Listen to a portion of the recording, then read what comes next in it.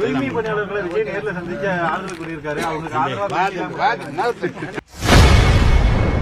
தவிக தலைவர் விஜய் தூய்மை பணியாளர்களை நேரில் சந்தித்தது குறித்த கேள்விக்கு அமைச்சர் KN நேரு பதிலளிக்காமல் கிளம்பி சென்றுள்ளார். தொடர்ந்து தேர்தல் நெருங்கி வரும் நிலையில இப்ப ஏகப்பட்ட திட்டம் இப்பதான் அறிமுகப்படுத்தி எல்லாத்தையும் மக்களுக்கு செயல்படுத்தணும்னு சொல்லி எதிர்கட்சி குற்றம் சாட்டுறாங்க. இப்ப நானும் செஞ்சோமே, அதுக்கு ஒரு பாராட்டு நீங்க சொல்லுங்க. நீங்க 4 வருஷம் இல்லாம இப்ப செய்யறாங்க எப்படிங்க? நிதி நிலைமை தேர்தல் நேரத்தில் 520 வாக்குறுதி கொடுத்திருந்தா தேர்தல் நிதி நிலைமைக்கு ஏற்பதான் ஒன்னா செயல்படுத்த முடியும். ஒரே நாள்ல எப்படி செயல்படுத்த முடியும்? எந்த அரசாங்கத்தில் செயல்படுத்த முடியும்? நம்ம எத்தனை சதவீதம் வாக்குறுதி நிறைவேற்றிருக்கோம் சார்?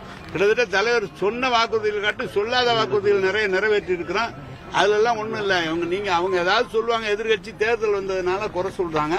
நீங்க பாத்தீங்கன்னா மக்களுடன் ஸ்டாலின் இப்படி ஒரு வரவேற்பு பெறும் நாங்க நினைக்கல.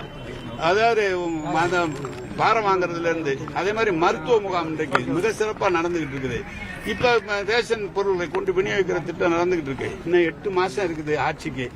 எல்லா திட்டங்களையும் சொல்ற நேரத்தில் செஞ்சா ஏன் அவ்வளவு லேட்டா செய்யறாங்களா? செய்யலன்னு சொன்னா அது எப்படி செய்யறோம்ல?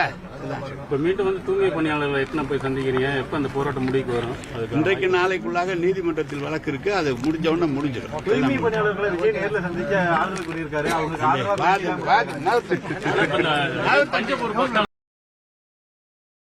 செய்திகளை உள்ளது உள்ளபடி தெரிந்து கொள்ள ரெஃப்ளெக்ட் நியூஸை சப்ஸ்கிரைப் பண்ணுங்க.